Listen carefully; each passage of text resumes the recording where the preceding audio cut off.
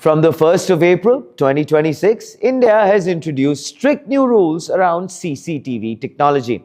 And before anyone says anything, no, it is not an April Fool's joke. The timing is unfortunate, yes I know, but the policy, however, is very real.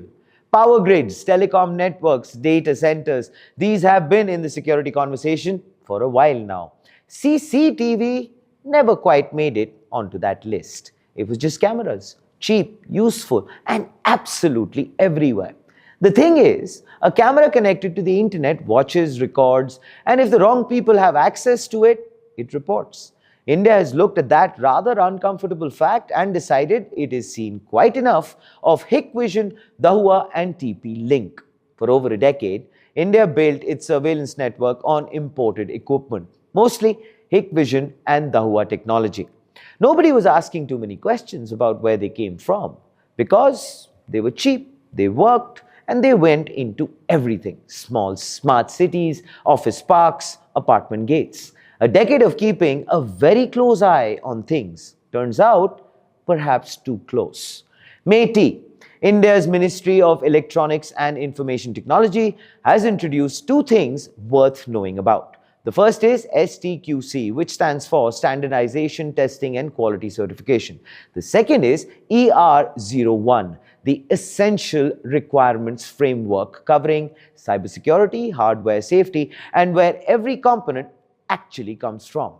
Cheap is no longer the criteria, certified is. And getting a product certified is going to take considerably more than a competitive price list. Because here is the part that has not received nearly enough attention. So when these cameras go online, they do not simply record. They can be accessed, hijacked, redirected, and in the worst case, they stream data out in real time. Traffic junctions, government buildings, critical infrastructure, all potentially visible to someone, somewhere, who has absolutely no business looking. So India has responded. Every CCTV vendor must now put everything on the table. Hardware, software, firmware, all of it. Where each component actually comes from. No black boxes, no hidden backdoors. Encryption is mandatory. Security testing happens in India. Updates are controlled. Rollbacks are not permitted. And every single action must leave a log. No more operating in the background without accountability. The government wants the source code, the chipset origin, where every component actually comes from. A Chinese system on chip means no certification. No certifications means no sale. Full stop. The global context is worth glancing over a moment here. Israel, Iran, the pager incidents. Surveillance equipment is no longer just about watching. It has become something considerably more serious than just that. The kind of serious that tends to make governments move rather quickly. For anyone in the tech space, this is a very significant market reset. Indian manufacturers CP+, Qubo and Sparsh are moving very quickly. They have shifted away from Chinese supply chains toward Taiwanese components and local firmware. The bill of cost of materials is up by 20%. So yes, the cost is coming through to the consumer.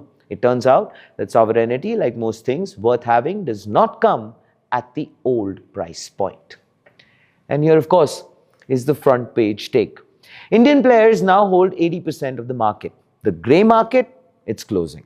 The message going out is fairly direct. This data stays right here. These streets are not available for remote viewing, and every piece of equipment on Indian infrastructure will be verified, tested, and fully accountable. India is not importing its security anymore. It is building it. And this time around, it knows exactly where the lens is pointed at. Please do let us know what do you think about these developments in the comments below. This, ladies and gentlemen, is Front Page by the AIM Network. Like, share, subscribe, and always remember, think AI, think AIM.